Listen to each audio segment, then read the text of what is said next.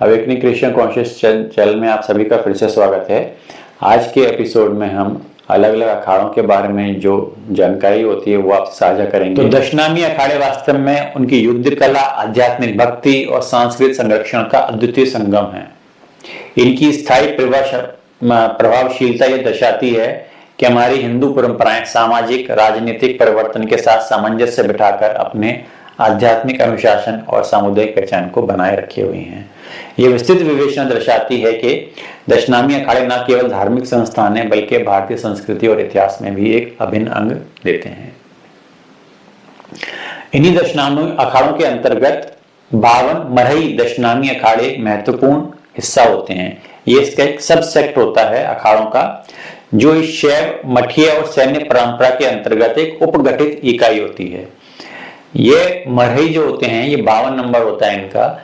ये दशनामी आदेश की प्रशासनिक, आध्यात्मिक और सांप्रदायिक संरक्षण में केंद्रीय भूमिका निभाते हैं और परंपरा को बनाए रखने के लिए क्षेत्रीय आधार पर ये वंश परंपराएं स्थापित करते हैं। इसका एक अध्ययन इस प्रकार से है। मरहई शब्द मठीय प्रतिष्ठानों या दशनामी अखाड़ों से संबंधित उप इकाइयों को संबंधित करता है। प्रत्येक मरहई एक अखाड़े प्रणाली का स्थानीय केंद्र के रूप में कार्य करता है, जिससे कि अपनी परंपराएं, नेतृत्व और विशिष्ट कर्तव्य होते हैं। संख्या 52 जो है प्रतीकात्मक है, जो कि भारत में दशनामी आदेश की व्यापक पहुंच और विविधता का प्रदर्शन करती है।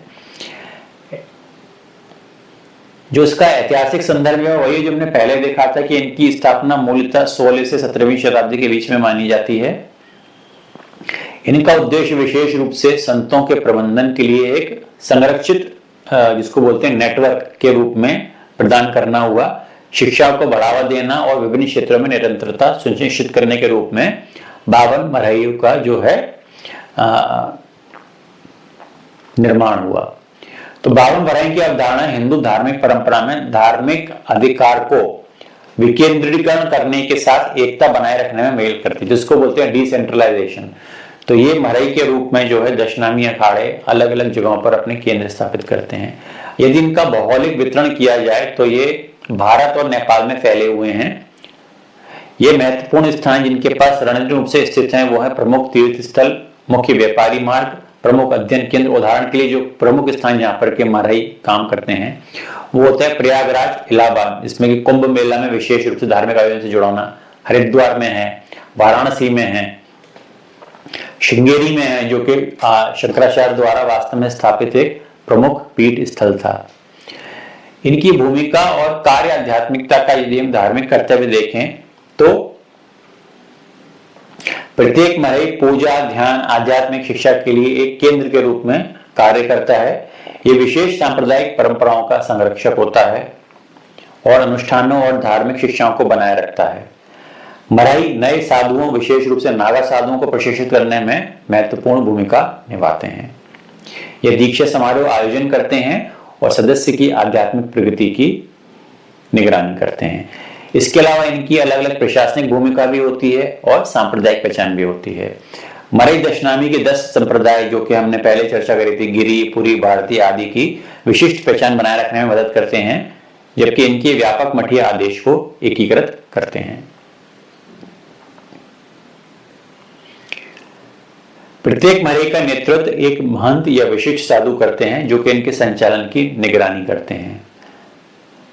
इसके अलावा हमने इस अलग अलग कैटेगरीज देखी थी, तो जिसमें कि अलग अलग समर्थन भूमिका में अलग अलग इसमें भी कैडर्स होते हैं। इसमें कारबारी जो कि दिन प्रतिदिन की कार्यक्रम करने में सहायक करते हैं, पुजारी जो कि अनुष्ठान, कोतवाल जो कि रक्षक होते हैं उस मठ के, और इसके अंतर्गत ये अपना अलग अलग कार्य करते हैं। जो तो 52 का नंबर जो लिया गया है, 52 मरहई क्यों है, उसका विशेष कारण ये है कि ये न केवल प्रशासनिक हैं बल्कि प्रतीकात्मक भी हैं, जो निम्नलिखित चीजों को प्रतिनिधित्व करते हैं। दशनामी परंपरा की व्यापकता और समावेशता, मठीय आदेश में विभिन्न वंशों की एकता, ब्रह्मांडीय व्यवस्था में समांतर, क्योंकि भारतीय परंपराओं में ऐसे अंक जैसे 52 अक्सर गूढ़ महत्व रखते हैं, इसलिए इसका मुख्य जो नंबर है वो 52 रखा गया है।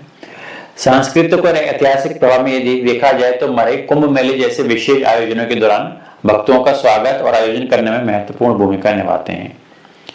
ऐतिहासिक रूप से मरई के पास विशाल संसाधनों का नियंत्रण था, जिसमें कृषि भूमि और मंदिर शामिल थे जो आदेश की गतिविधियों को बनाए रखते थे।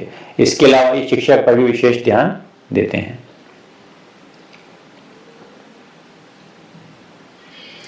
तो वास्तव में जो 52 मरई प्रणाली है उसके द्वारा जो विभिन्न अखाड़े हैं उनका विस्तार और एकीकरण करने में उनका मुख्य योगदान रहता है।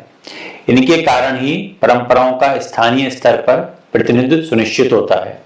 कुंभ मेले जैसे आयोजन के दौरान मरई अखाड़ों के साथ समन्वय करते हैं, जो कि उनकी एकता और शक्ति का प्रदर्शन इससे हमको देखने को मिलता है। तो 52 मरई आज भी उतना ही महत्वपूर्ण स्थान रखते हैं जितना कि पहले थे, और इन्हीं के द्वारा जो है हमारा जो दशनामी धरोहर है और अनुष्ठान है उनका हम संरक्षण कर सकते हैं। तो ये था हमारा पहला, जिसको होते हैं दशनामी अखाड़े, जो कि हमारे 7 होते हैं। उसके बाद हमने मरई के बारे में चर्चा करी कि मरई क्या होते हैं। तो मरई उसका सब सेक्ट था और उनकी क्या क्या अलग अलग ड्यूटीज होती हैं उसके बारे में हमने थोड़ा चर्चा की।